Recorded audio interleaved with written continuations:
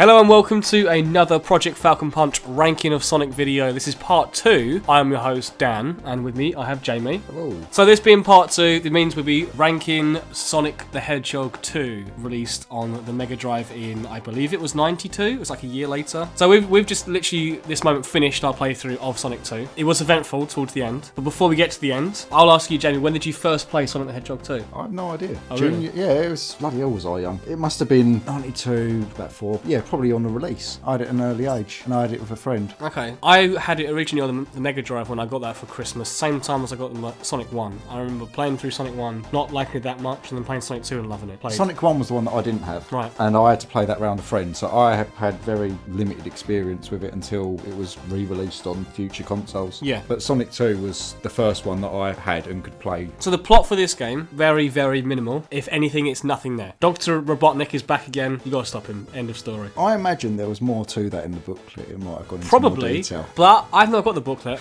Actually, no, I think I have I've still got the Mega Drive version. Whatever, doesn't matter. First of all, we're actually playing this on the PS3. It's the version you're watching right now. It's what we play through. It's on the Sega Mega Drive Ultimate Collection, or the Genesis Collection, whatever you want to call it. So we'll just go straight into the first stage, Emerald Hill. What do you think of the stage itself, and the level design, the visuals, and the music? It's a staple in the Sonic genre, really. It's isn't basically Green Hill again. Yeah, but when you better. compare it to the first one, it's a lot faster paced, and there's, I suppose you say, a lot less platforming aspects to it. Yeah. Also worth mentioning, actually, should have said this earlier, this is the first game with Tails in. Tails miles per hour. Miles Towers per hour. Use his name properly. Yeah, alright. But yeah, first one that he's in, and as nice as it is to be able to play two-player on one of these games, he doesn't really. Yeah, spend I on guess much we'll on-screen mention that time. now, right? Like, the two-player aspect in this game is so, like, nothing there. It's what they call, like, the baby brother two-player mode, where they're not really doing anything. You can hurt the boss, which I remember when I played this with my sister back in the day, she would play as Tails and would think she's doing something around the stages, but she really wasn't. Get to the boss and then she'd actually be able to help me. Being when she was really young, it felt really good for her to actually see that she was doing something and helping me out. I suppose in that aspect, it's actually a benefit as opposed to Yeah. what you have nowadays, where if the player dies, they're out of it. Because there is actually a two-player split screen mode, which is like a versus head-to-head thing that we just played as well. Yeah, we had a little experience on that. We had some, the game has so much slowdown in two-player. Like, it's like Sonic 1 levels, I think. Because the main game, I don't think, has that bad slowdown at all. No, I would probably say that the main game probably pushed the Mega Drive To its limits. near enough, and having two sets of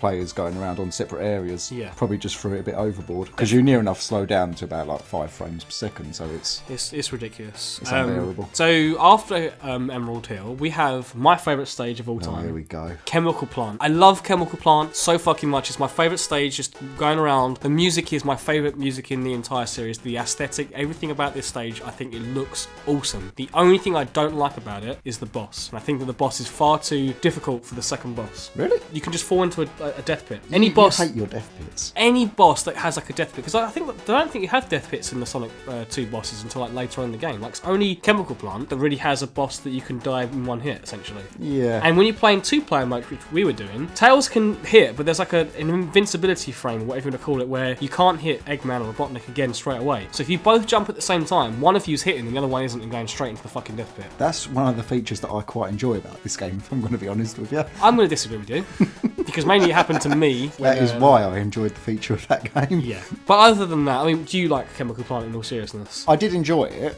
It's not something that I have as fond a memory of as you. Yeah. But when it came to, say, Generations coming out, and you hear that song again, the nostalgia element, that's where it actually came into my mind. Yeah. The Generations version was so good. I loved that version of it. Oh, it was phenomenal. But I liked what they did in Sonic Mania. Had like a different variation of it in Act 2. It is good, But then I when just they hope they introduced don't it keep again, doing it. and then in Sonic Forces they brought it back again, and it's like, okay, this is a bit Yeah. much. After Chemical Plant is one of my least favourite levels, but not in like because I think it's hard, but Aquatic Ruin. The worst thing about it is the arrows. If you're basing coming it out of on- nowhere, and they're so small to see. They come from behind you, you can't see them, and they just hit you when you go through a loop. Yeah. So you can't avoid them when you're in a loop. If you're basing this level on the games that we've only played so far, the water levels are the annoying ones. And I'll admit that Aquatic Ruin, you can avoid the water for the most part. You can. You can It's stay at the top. yeah, it is possible. And but Labyrinth Zone where you have to go through the water. If you play Sonic 2 how I like to, which is to try and get through the level as fast as possible, 90% of the time you end up in the water trying to sludge through. Yeah, the music I think is okay from memory for Aquatic Ruin, but the fact that I can't remember it off the top of my head maybe speaks volumes for that. Yeah, definitely. The next one is Casino Night. I love Casino Night. That's a fun one. Awesome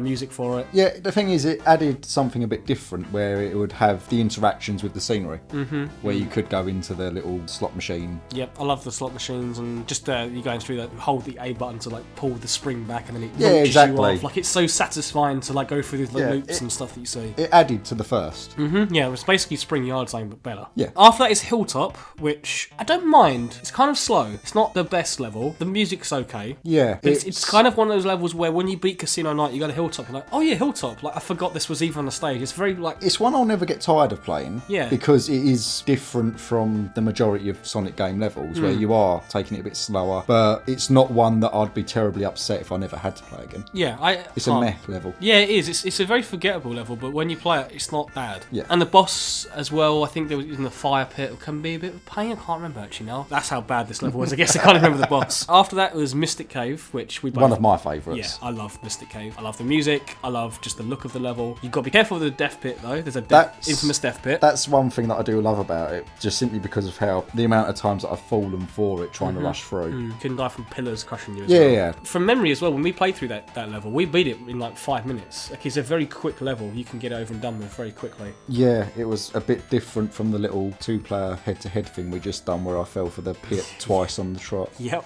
that was funny. After that was Oil Ocean, One which... of your favourites. I hated Oil Ocean in Mania. I hated everything they did about that. I just found it really frustrating, the boss and everything. But Oil Ocean in this one isn't that bad. The only annoying thing about it was when I died against Eggman, Robotnik, whatever, was, again, the problem with this game I have overall is whenever Tails hits the enemy, there's an invincibility frame. Yeah. So, like, I died when I went to land on him to hit him, but I died inside him somehow. It was dumb. Joyous moment for me, I must say. But overall, the actual level, I think I like Oil Ocean's music. It looks a cool looking level. It's a bit of a slog at times, so I will say that. Yeah, I enjoy it enough for what it is. And then after Oil Ocean was Metropolis, and Metropolis is essentially like... I'd forgot this even existed, to be honest. Oh, when we were playing it, yeah. Yeah, I completely forgot about this level ever was in the game. The only level that has 3 acts, every other level has, or zone has 2 acts in this game. So yeah, Metropolis, the first 2 stages, first 2 acts, I guess, fairly easy. I remember you didn't die on them, you went through them pretty easy. Yeah, the last one had a couple of moments where stuff had happened. It surprised me how many of those elements are in future Sonic games. Yeah, you mentioned like, because I'd completely forgotten about them, like their bolt that you run across to go up the screw. Yeah. That was something that I thought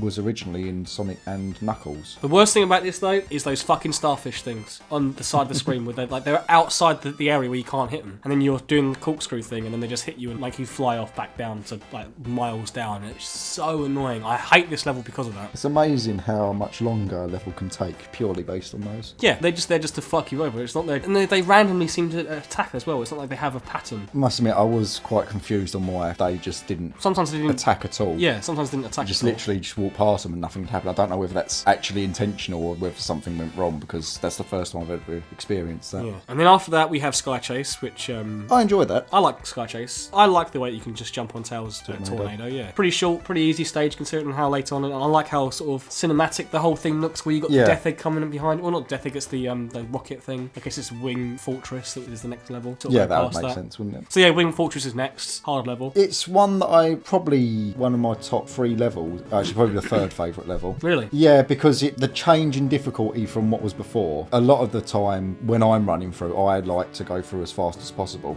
and there's just so many places where you have to be precise with your jumps, or the chance of actually falling down and falling off the ship completely. Those things that zoom you off are a bit bullshit though. How they control. The idea is you don't press a direction, because if you do, it can fuck you over and just fall into it. I imagine that wasn't intentional either. It's just the way that it worked out. Yeah. You live, you learn. Was there a boss at the end of Wing Fortress? There wasn't there? You had the lasers. Yeah, that's it. It wasn't a difficult boss from memory. Then after that, Death Egg. Oh, that was a fun one. We spent nearly half an hour trying to beat this.